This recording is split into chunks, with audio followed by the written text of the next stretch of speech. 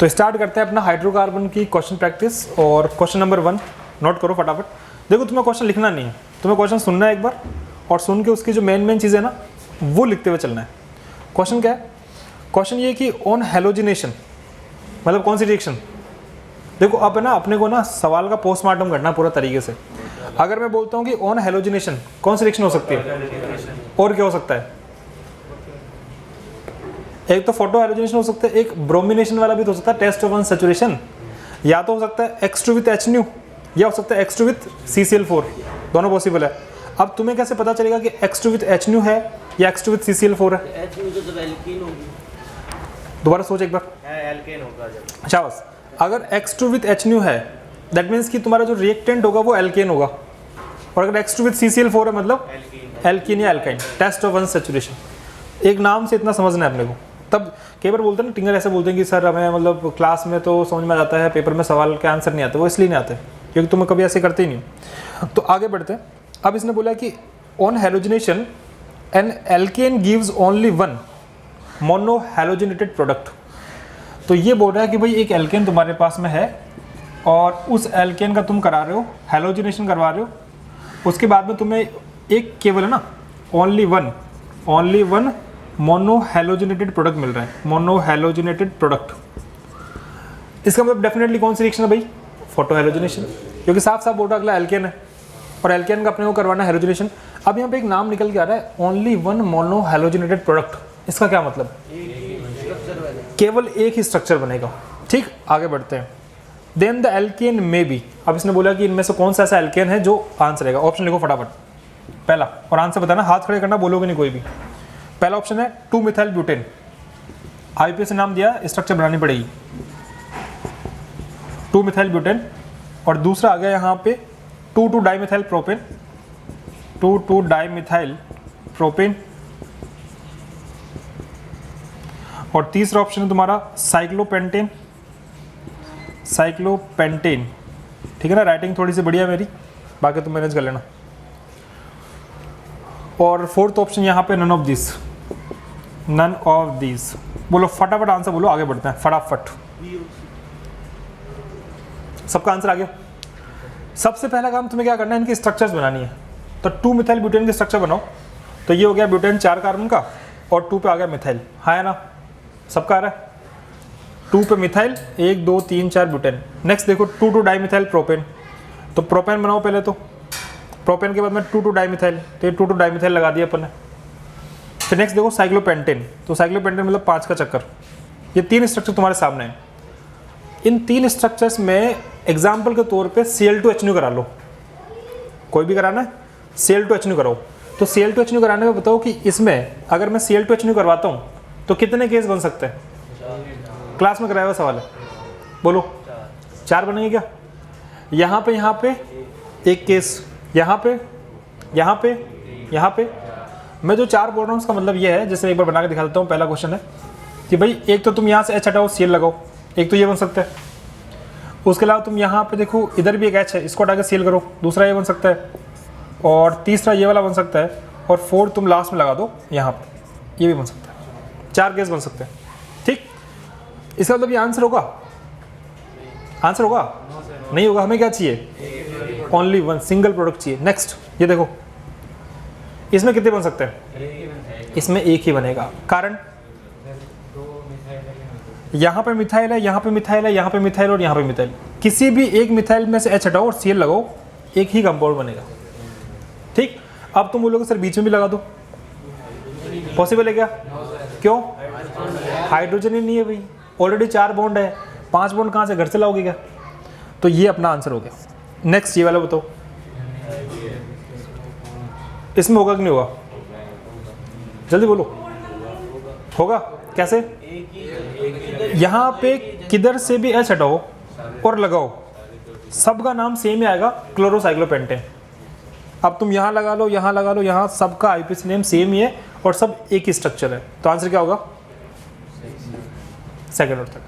समझ में आ गया? छाप लो। मेन हिंट लिख लो बस, पूरा क्वेश्चन लिखने की जरूरत नहीं अपने को समझ में आना चाहिए कि क्वेश्चन की थीम क्या और आंसर कैसे लाना है। आगे बढ़े, नेक्स्ट क्वेश्चन। हाँ, नेक्स्ट क्वेश्चन ये अपने पास है which of the following compound can be best prepared by Wurtz reaction, कौन सा कंपाउंड वुड्स से बेस्ट प्रिपेयर कर सकते हैं, ठीक है। और ऑप्शन देखो, पहला ऑप्शन है आइसोब्यूटेन, आइसोब्यूटेन। दूसरा ऑप्शन यहां पर आ रहा है एन ब्यूटेन, एन ब्यूटेन। तीसरा ऑप्शन आ रहा है एन पेंटेन, एन पेंटेन। और फोर्थ ऑप्शन आ रहा है आइसोपेंटेन। अब एक बात बताओ, वुड्स रिएक्शन क्या थी भाई, क्या थी वुड्स, रिवाइज करते हैं। सोडियम ड्राइथर, RX, RR बनता था, इंटरमीडिएट फ्री रेडिकल। अच्छा बस, तो RX की अपन रिएक्शन करवाते, सोडियम ड्राइथर के साथ करवाते, R डॉट बनता और उससे RR बनता, डाइमराइजेशन प्रोसेस, इंट्रामोलिकुलर इंटरमोलिकुलर, सारी बातें याद है। अब यहाँ पे ये बोल रहा है कि इनमें से कौन सा कंपाउंड बेस्ट तरीके से वुड्स के थ्रू बन सकता है। आंसर क्या आएगा, जल्दी बोलो। एन ब्यूटेन क्यों आएगा?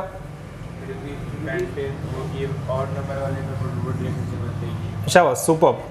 तुम्हें याद होगा, अगर अपन बात करते हैं यहाँ पे, अगर तुम्हें ओड नंबर का हाइड्रोकार्बन बनाना है, अगर तुम्हें 5 का बनाना है, तो 5 का बनाने के लिए तुम्हें एक तो 2 का लेना पड़ेगा और एक 3 का लेना पड़ेगा, या फिर एक 1 का लेना पड़ेगा, एक 4 का लेना पड़ेगा। तो वहाँ पे ना मिक्सचर बनेगा, फिर वो अकेला नहीं बनेगा। लेकिन अगर तुम एन ब्यूटेन बनाओगे तो उसमें तुम्हें डेफिनेटली एक ही लेना है। तो तुम क्या करोगे, एन ब्यूटेन के लिए लोगे तुम यहाँ पे CH3CH2X इथाइल हैलाइड ले लोगे। हाँ, आइसोब्यूटेन की स्ट्रक्चर ये वाली होती है। एक काम करते हैं, इसके बारे में बात करते हैं। 1 2 3 4, ये हो गया आइसोब्यूटेन। अब मुझे बताओ कि अगर मुझे आइसोब्यूटेन वुड्स के थ्रू बनाना है तो मैं रिएक्टेंट क्या लूँ, इसके बारे में सोचते हैं अपन।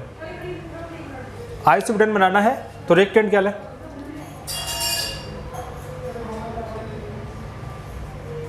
बताओ, फटाफट बताओ, सिंपल है। तुम्हें 2 लेने हैं कुल मिला के, तो एक काम कर लो ना, इसको यहाँ से तोड़ दो। तोड़ने के बाद में एक तो ये वाला X ले लो, उधर वाला X, और एक CH3X ले लो, ठीक। अब इसको तोड़ोगे तो क्या बनेगा, डॉट, और इसको तोड़ोगे तो क्या बनेगा, CH डॉट, और दोनों आपस में मिलेंगे तो क्या बन जाएंगे, है ना। तो कहने का मतलब ये है कि जब मैं 2 डिफरेंट ले रहा हूँ, तो एक तो ये बन सकता है, एक इसका साथ इसका वाला बनेगा, एक इसके साथ इसका वाला बनेगा, तो वो डिफरेंट लेने से फिर वो परसेंटेज यील्ड खराब हो जाएगी, जो अपन ने बहुत पहले डिस्कस कर रखा है। तुम्हें याद होगा, मैंने बताया था कि भाई अगर अपन ओड नंबर वाला लेते हैं तो अपने को 3 4 एक साथ मिलते हैं, पर में सिर्फ एक ही चाहिए होता है। तो उन 3 4 में से एक को वापस गर्म करके अलग निकालना पड़ता है, उसमें जोर आता है, पैसा खर्च होता है, ठीक। तो इस क्वेश्चन का आंसर क्या आ जाएगा, समझ में आ रहा है? जिसको समझ में कम आ रहा है वो थोड़ा सा एक बार घर जाके वापस से आज वुड्स रिवाइज करना, क्योंकि गर्मा गर्म लोहे पर हथौड़ा पड़ जाएगा फिर। नेक्स्ट आगे बढ़ो। नेक्स्ट एक क्वेश्चन लिखो। एक हाइड्रोकार्बन है जिसकी वेपर डेंसिटी दे रखी है, एक हाइड्रोकार्बन की वेपर डेंसिटी, और वो दे रखी है इन्होंने 36, ठीक है।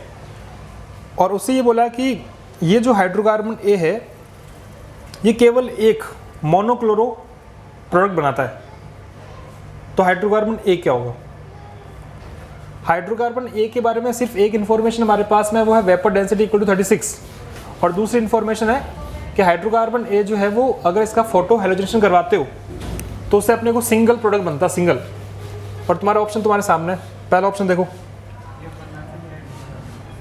आइसोपेंटेन, पहला ऑप्शन। दूसरा ऑप्शन नियोपेंटेन। हाँ राहुल, क्या बोल रहे हैं? बताता हूँ, एक मिनट रुक। नियोपेंटेन, फिर आ गया तीसरा साइक्लोहेक्सेन, और नेक्स्ट आ गया मिथाइल साइक्लोहेक्सेन, मिथाइल साइक्लोहेक्सेन। हाँ, अब बोल, क्या बोल रहा है? क्या बनाता है? अच्छा, क्वेश्चन क्या है वो बोलो।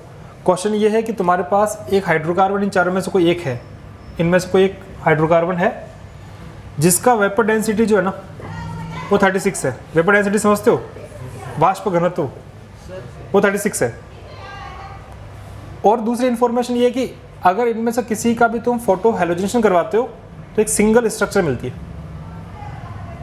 अब बोल। हाँ, एक रिलेशन होता है। हाँ, शाबाश, सही जा रहा है। वेपर डेंसिटी होता है मॉलिक्यूलर वेट अपॉन 2, और we can say molecular weight equal to 2 into vapour density होता है। तो जो तुम्हारा मॉलिकुलर वेट आएगा वो आएगा 2 इंटू वी डी, यानी 72 मॉलिकुलर वेट आएगा भाई। अब देखो किसका 72 है, ये फॉर्मूला है फिजिकल केमिस्ट्री का, तुम्हें याद होना चाहिए कि वेपर डेंसिटी का जो ट्वाइस करते हैं अपन, उससे अपने को क्या मिलता है, मॉलिकुलर वेट, अणुभार।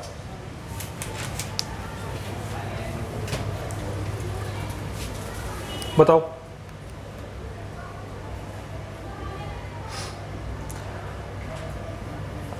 इस क्वेश्चन को करने के दो तरीके हैं, एक तो है फर्जी तरीका और एक ठीक ठाक मतलब कॉन्सेप्चुअल तरीका। फर्जी से तुम कर सकते हो,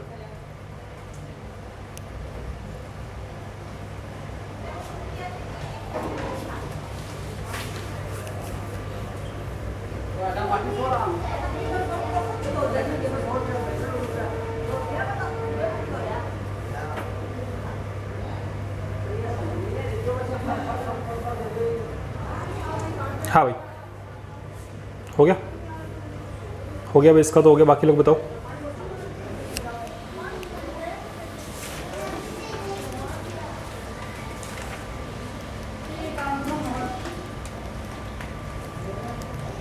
आ गया आंसर, आ गया।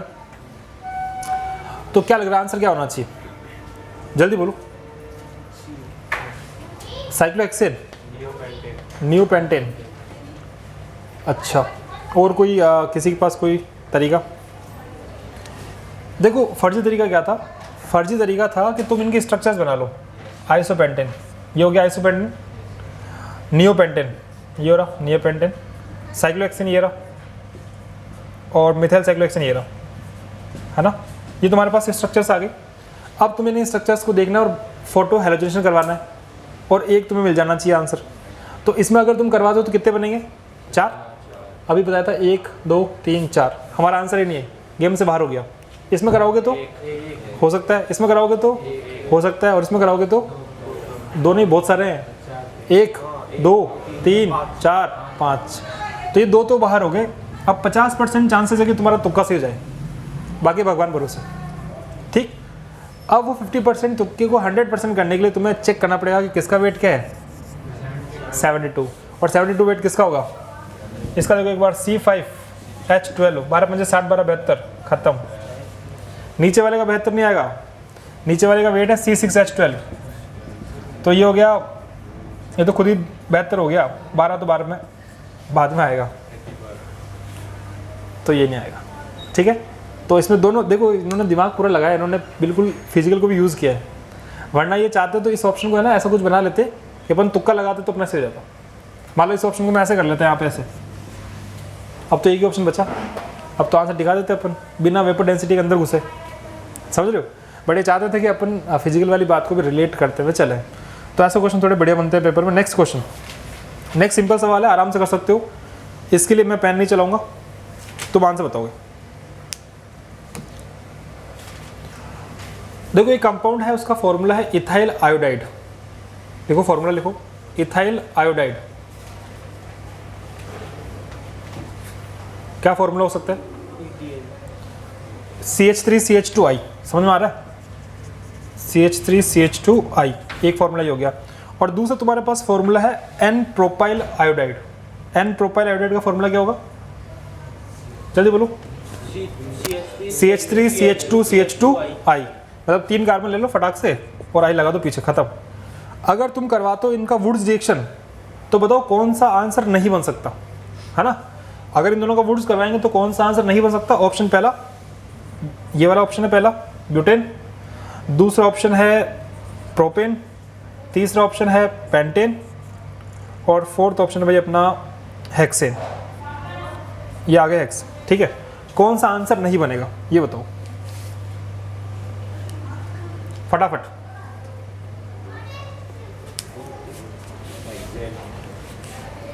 दोबारा सोच ले एक बार और। सेकंड वाला फिजिक्स वाला, हाँ क्या होगा क्वेश्चन, समझ में। क्वेश्चन ये है कि ये 2 तेरे पास कंपाउंड पड़े हैं, इन दोनों कंपाउंड की वुड्स करवानी है, और वुड्स कराने के बाद इनमें से कौन सा आंसर नहीं आएगा। देखो जैसे मान लो कि जैसे अब जैसे ये नया है, क्या नाम है यार? हाँ, अब तेरे को वुड्स नहीं आती ना, आज तो घर जाके पढ़ेगा एक बार, ठीक है? तो जैसे आज तो उसके ऊपर हल्का सा पढ़ेगा, फिर कल आके मेरे से पूछ लेगा, तो इस बार ना तेरा वुड्स रिवीजन भी हो जाएगा, ठीक? और जिनके सवाल नहीं आ रहे हैं, जिनको थोड़ा सा अटक रहे हो, वो घर जाके आज रिवाइज करोगे। आंसर बोलो क्या आएगा? सेकंड, शाबाश। कैसे? वुड्स का इंटरमीडिएट क्या बनता है? फ्री रेडिकल बनता है। अगर तुमने ये लिया तो इंटरमीडिएट क्या बनेगा? डॉट। और ये लिया तो डॉट। अब अगर ये 2 और 3 मिलेंगे तो 2 और 3 5 बन जाएगा, 5 वाला बन गया। आंसर नहीं, हमारा आंसर नहीं है। या अगर 2 वाला 2 वाले से मिलेगा तो ये भी हमारा आंसर नहीं है। और मान लो 3 वाला 3 वाले से मिलेगा तो भाई 3 वाला 3 वाले से मिलेगा तो 6 का बनेगा, 2 वाला 2 वाले से मिलेगा तो 4 का बनेगा, और 2 और 3 मिलेगा तो 5 होगा। 3 तो कभी किसी ज़िंदगी में नहीं बनने वाला, ठीक है? तो ये कंसेप्ट हो गया।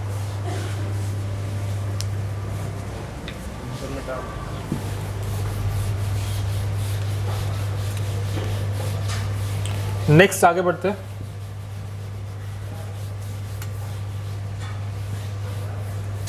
अभी तक जो 3-4 क्वेश्चन है वो सारे किसके सही है मेरे बिना बताए? ये गलत हो गया। हाँ भाई, नेक्स्ट क्वेश्चन लिखो आप। सिंपल सवाल, एकदम बिल्कुल फर्जी है और क्लास में करवाया हुआ सवाल है ये। इसका तुम्हें करवाना है Cl2H करवाना है, और ये बताना है number of cruel centre generated during monochlorination. जब तुम इसका मोनोक्लोरिनेशन करवाओगे, मतलब एक H हटा के एक Cl लगाओगे, तो कितने क्रियल कार्बन बन जाएंगे? कौन बताएगा?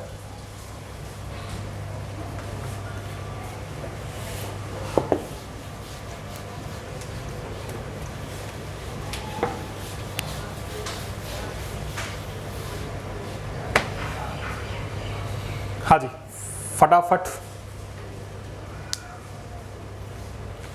तो अगर अपन इसका करवाते हैं मोनोहेलोजिनेशन तो कितने स्ट्रक्चर्स बन सकती है? 4 बनेगी ना। ये वही तो क्वेश्चन है यार, ये वाला तो देखो इधर अलग थोड़ी है। तो अगर मैं इसमें H हटा के Cl लगाऊंगा तो भाई एक तो मैं यहाँ लगा सकता हूँ, एक ही क्वेश्चन को बार बार घुमा घुमा के पूछ रहा है, या फिर मैं यहाँ पे इधर लगा सकता हूँ, या फिर मैं यहाँ पे इधर लगा सकता हूँ। 4 केस बनेंगे। अब इन 4 केस में से कितने केसेस में क्रियल कार्बन बना है? यहाँ पर कोई क्रियल कार्बन है क्या? क्रियल कार्बन क्या होता है? जिसकी चारों वैलेंस से डिफरेंट हो। ये देखो, ये रहा, एक CH3, एक CH2CH3, एक CH2Cl और एक हाइड्रोजन। हो गया क्रियल कार्बन। यहाँ देखो कि क्रियल कार्बन है क्या?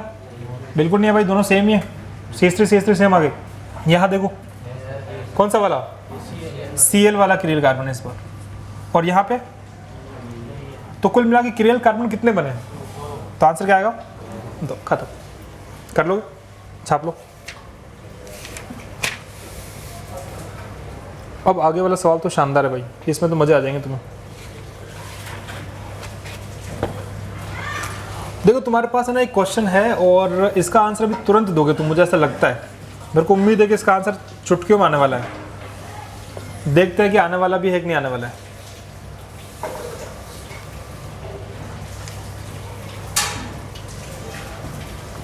अगर मुझे इस कंपाउंड से ये बनाना है तो ऑक्सीडेशन हुआ या रिडक्शन हुआ? जल्दी बोलो। अगर मैं इससे ये बनाना चाहता हूं तो ये ऑक्सीडेशन है या रिडक्शन है? कैसे? हाइड्रोजन लगा है, खत्म बात। ये पूछा था कि भाई इस कन्वर्जन को किसके थ्रू ला सकते हो, ऑक्सीडेशन या रिडक्शन? रिडक्शन। आगे बढ़ो नेक्स्ट। तो अगर तुम्हें डेफिनेशन आती है रिडक्शन की, तो एडिशन ऑफ हाइड्रोजन, हाइड्रोजन का जुड़ना रिडक्शन कहलाता है। नेक्स्ट क्वेश्चन, तुम्हारे पास एक फॉर्मूला है एन ब्यूटेन, और इस एन ब्यूटेन का तुम करवाते हो भाई Cl2H करवाते हो इसमें, Cl2H। तो क्या पूछा इन्होंने? Total number of monochloro product including stereo isomer, TP बताना है। जहाँ पे स्टीरियो आइसोमर, ज्योमेट्रिकल, ऑप्टिकल सब इंक्लूड कर लो, और आंसर बताओ। एन ब्यूटेन का Cl2H।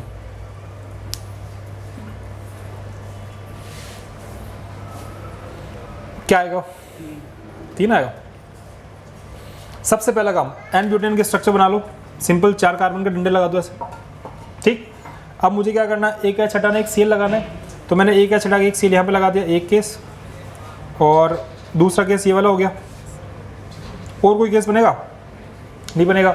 या तो एक नंबर पे लगा सकते हो या 2 नंबर पे लगा सकते हो। 3 पे करोगे तो इधर से 2 हो जाएगा, है ना। इधर से 2 करो या इधर से 2 करो, एक ही बात है, मतलब ये दोनों केस एक ही तो है, इसमें कोई खास डिफरेंस थोड़ी है।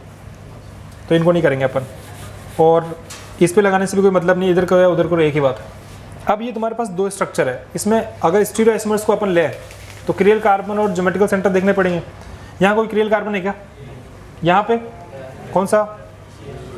तो इसमें एक बार R, एक बार याद आ रहा है, कुछ डिस्कस किया था अपन ने पहले। तो 2 और 1 खत्म।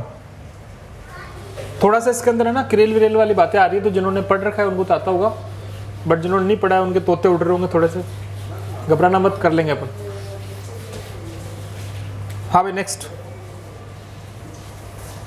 देखो, एक क्वेश्चन थोड़ा सा मैथमेटिक्स बेस्ड लग रहा है मेरे को। CH4 प्लस Cl2, उसका अगर तुम करवाते हो रिएक्शन HNu के साथ तो उससे बनता है CH3Cl प्लस HCl। ये तो सब कुछ अपने को दे रहा है बना बनाया, और क्या चाहिए। अब ये क्या पूछ रहा है, ये बोल रहा है कि to obtain high yield of CH3Cl, मतलब CH3Cl की मात्रा को बढ़ाने के लिए the ratio of CH4 upon Cl2 क्या होना चाहिए। क्वेश्चन के बाद देख लो बट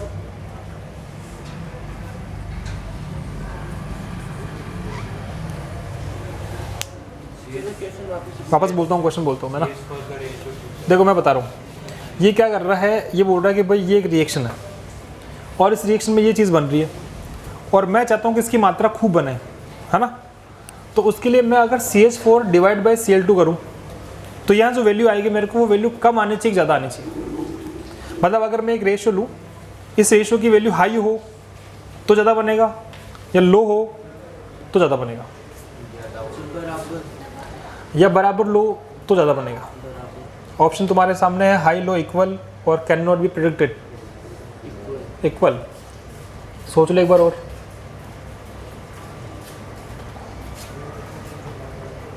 CH4 अपॉन Cl2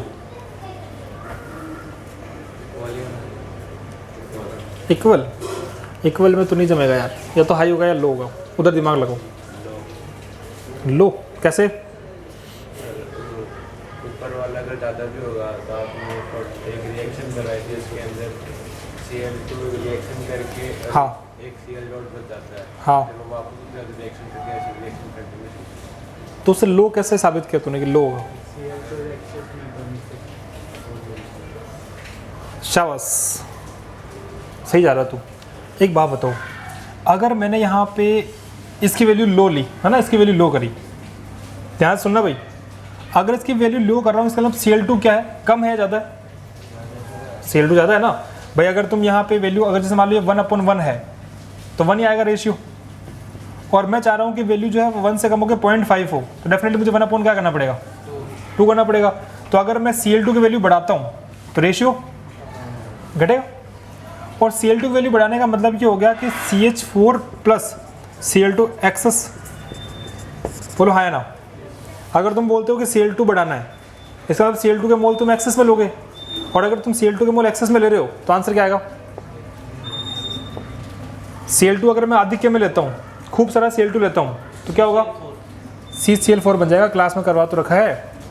अगर Cl2 का 1 मोल लेते हो तब तो CH3Cl बनता है, बट अगर Cl2 तुम एक्सेस में लेते हो तो सारे H हटाओ और सारे Cl लगाओ। तो ये तो कंफर्म हो गया कि Cl2 को हाई लेने से तो नुकसान हो रहा है, हम तो चाह रहे हैं कि ये बने और बन ये रहा है। तो एक काम करो, इसको हाई मत करो, CH4 को हाई करो। अब अगर तुम CH4 को हाई करोगे तो क्या होगा, एक Cl2 का मॉलिक्यूल है और हर तरफ CH4 है, तो अगर मान लो ये इससे टकराता है तब भी CH3Cl बनेगा, और इससे टकराता है तब भी, तो CH3Cl के बनने की टेंडेंसी क्या हो गई, ज़्यादा हो गई। टेंडेंसी देख रहे हैं अपन, बनने की संभावना, तो आंसर क्या आएगा, हाई। देखो यहाँ पे वो इक्वल लेते हैं तो वो लिमिटिंग रिएजेंट वगैरह उसमें बहुत सारी चीज़ें ऐड करते हैं, अपन यहाँ पे बात कर रहे हैं संभावना की, है ना, मतलब कितनी उसकी प्रायिकता है, कितने चांसेस है कि वो बन सकता है। तो अपन जानते हैं कि KTG पढ़ते हैं, केटीजी में एक थ्योरी होती है काइनेटिक थ्योरी ऑफ गैसेस, उसमें बताते हैं कि टक्कर जो होती है ना, कोलिजन, उससे प्रोडक्ट बनता है। और टक्कर होने की संभावना जहाँ पे ज़्यादा होती है, जहाँ पे कोलिजन की फ्रीक्वेंसी ज़्यादा होती है, वहाँ पे बनने वाले प्रोडक्ट की मात्रा भी क्या होती है, ज़्यादा होती है। तो जो बेस कंसेप्ट है वो यही वाला है। आगे बढ़े, नेक्स्ट। तो यहाँ पे तुम्हें ये ध्यान रखना है, ये वाली बात लिख लेना, अगर Cl2 एक्सेस में होगा तो CCl4 बनेगा, बट अगर CH4 एक्सेस में होगा तो CH3Cl के मोल हर तरफ से बनने की संभावना बढ़ जाएगी। सर तो इसमें इक्वल होगा तब भी तो उसकी हाई होगी, क्योंकि अगर इसमें आपने CH4 इक्वल में हाई नहीं है, इक्वल में 1:1 के रेशियो में 1 ही बन रहा है, हाँ तो हाई कैसे हुआ? नहीं, तो आपने अगर उसको CH4 की ज़्यादा ले ली हाँ तो CH4 बाकी तो बचे रह जाएंगे, हाँ और अगर उसकी CH4 और Cl2 बराबर में ले लिए ज़्यादा, हाँ बराबर में ले ली, हाँ ज़्यादा बनेंगे ना उससे, कैसे बनेगा? मतलब ज़्यादा नहीं है तो उसमें 1:1 ले रहा है, तो जैसे मान ले कि ये तो है तेरा CH4 और ये Cl2 है, अब CH4 का मॉलिक्यूल 3D में घूम रहा है, तो अगर वो इस तरफ आएगा तभी तो टक्कर होगी, तभी तो CH3Cl बनेगा। मान ले अगर वो इधर निकल गया तो 3 डायमेंशन में कोलिजन होने के चांसेस होते हैं। पॉइंट समझ रहा है? तू सिर्फ सिंपल सोच रहा है कि एक है, दोनों मिले हो गया, बट रियल में वो मिले कैसे वो भी तो देखना पड़ेगा ना, कि अगर वो दोनों टकरा रहे हैं आपस में, हेड टू हेड कोलिजन हो रहा है तब मिल रहा है, कोलिजन हुआ ही नहीं हेड टू हेड तो कहाँ से बन जाएगा? बट अगर मैंने हर तरफ CH4 ले लिया तो किसी एक से तो टकराएगा, तब तो बनेगा। ये वाला इसमें फंडा है, समझ में आ गया? चलो आगे बढ़ते हैं, नेक्स्ट केस। मतलब थोड़ा सा KTG लगा है, बाकी कुछ नहीं है। वो नॉर्मल वे में सोचेंगे तो 1:1 आएगा, वो सही बात है, बट जब अपन 1:1 मोल कंसेप्ट में बात करते हैं ना, तो वहाँ पे ये अज्यूम करके चलते हैं कि बनने वाला प्रोडक्ट बन जाएगा। बात समझ आ रही है? मोल में कभी भी ये सारी बातें डिस्कस नहीं करते कि वो जो टक्कर हो रही है वो परफेक्ट इलास्टिक कोलिजन है कि नहीं है, क्या उससे बनने वाला प्रोडक्ट बनेगा कि नहीं बनेगा, वो तो डिटेल वाली बात KTG में आती है। वहाँ तो सिंपली बोलते हैं कि यहाँ पे 1:1 है, बन जाएगा, खत्म, क्योंकि वहाँ से तो केमिस्ट्री शुरू होती है। आगे बढ़ते हैं, नेक्स्ट क्वेश्चन। एक क्वेश्चन तुम्हारे सामने पड़ा है यहाँ पे, ये कितने लोगों को आता है देखते हैं। ये क्या है भाई? क्यूब है ना, इस क्यूब का DU कितना आएगा? DU जानते हो? डिग्री ऑफ अनसैचुरेशन, असंतृप्तता की कोटि कितनी होगी?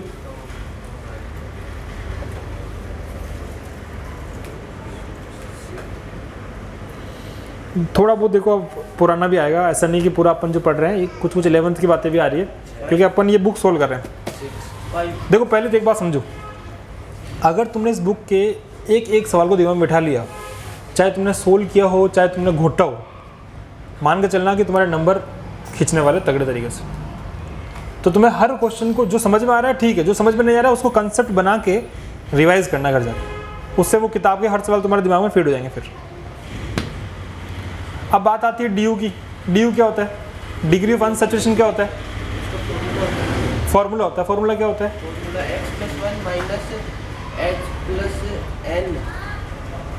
सिंप्लीफाई कर इसको, ऐसा तो तू कंफ्यूज हो जाएगा फॉर्मूला क्या है।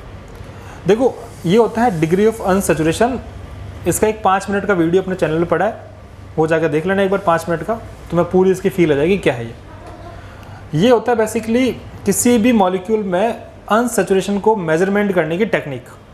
कोई भी कंपाउंड है उसमें कितना अनसैचुरेशन है, तो इसका जो फॉर्मूला होता है ना, जो एकदम बेस्ट जो इसकी जड़ होती है वो होता है deficiency of hydrogen divide by 2 खत्म। ये इसका फॉर्मूला होता है। इसके बाद आगे जाके वो फॉर्मूले बनते हैं 2C+2 - x/2, ये वो आगे जाके इसी से बनते हैं, बट ये बेस है। अब इस बेस का क्या मतलब है, कैसे करें अपन? अगर तुम्हें थोड़ा बहुत DU आता है ना, तो तुम अभी इसको गलत करते पहले, फिर मैं तुम्हें ये बताता, फिर तुम सही करते, बट तुम्हें आता नहीं तो तुम डायरेक्टली इसी को समझ लो। DU का इस कंपाउंड का फॉर्मूला बोलो कितना है? इस कंपाउंड में कितने कार्बन है? ठीक है, तो 8 कार्बन का एक कंपाउंड है मान लो। अब तुम मुझे ये बताओ कि 8 कार्बन की कंपाउंड में मैक्सिमम कितने H में लगा सकता हूँ? मैक्सिमम कितने लगा सकता हूँ? 8। अगर एक 8 कार्बन का कंपाउंड है और मैक्सिमम H मुझे लगाना है, मैक्सिमम हाइड्रोजन उस पर लगाना है, मतलब C8, H मैक्सिमम कितने? 18 कौन बोला? कैसा आया? शाबाश, हाँ है ना। अगर तुम 8 कार्बन लेते हो ऐसे, तो साइड में 3 इधर लास्ट में 3 3 3 6 और बीच वाले जो 6 बचे उस पर 2, तो 12 और 6 18। तो या मैं ऐसे बोल दूंगा इसको सिंप्लीफाई करके CnH2n+2, है ना। इसी को हम बोलते हैं सैचुरेटेड कंपाउंड, संतृप्त यौगिक, जहाँ पे कार्बन कार्बन सिंगल बॉन्ड आते हैं।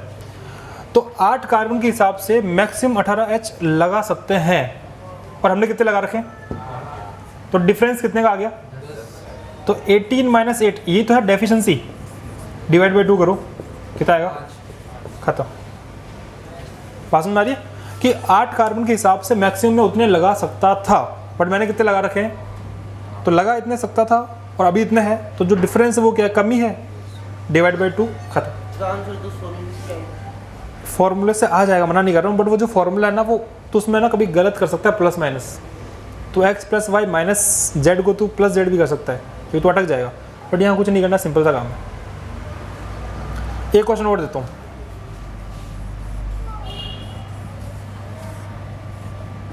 ये लो, क्या है ये, प्रिज्म, बताओ डी कितना है इसका, और ये आज का लास्ट क्वेश्चन है, बाकी कल करेंगे आप।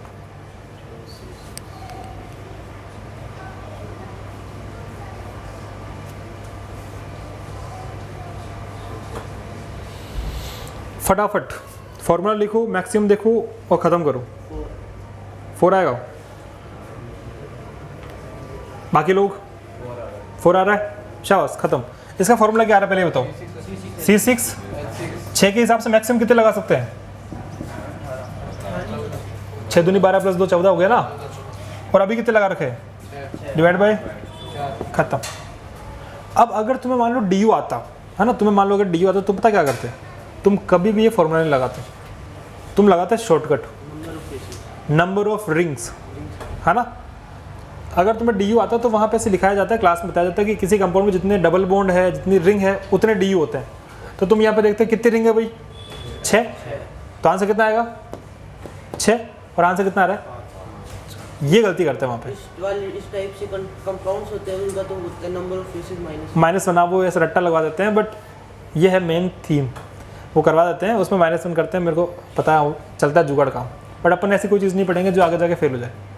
अल्टीमेटली सिंपल सा काम करना है, डेफिनेशन से डिवाइड बाई 2 करो, जो वैल्यू आ रही खत्म आ रही।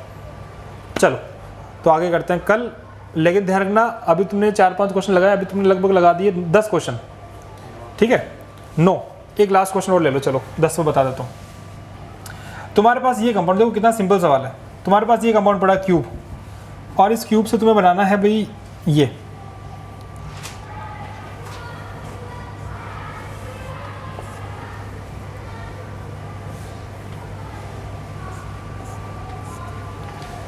इस क्यूब से ये बनाना है, कितने बॉन्ड तोड़े, 5, कितने बॉन्ड तोड़े भाई, इससे ये बनाना है, कितने बॉन्ड तोड़ने के बाद बन रहा है, 5, दिख रहा है क्या, कैसे, 1 2 3 4 5, खत्म। ये हो गया आज के 10 क्वेश्चन, ठीक है। बाकी कल करते हैं फिर, चलो कल मिलते हैं।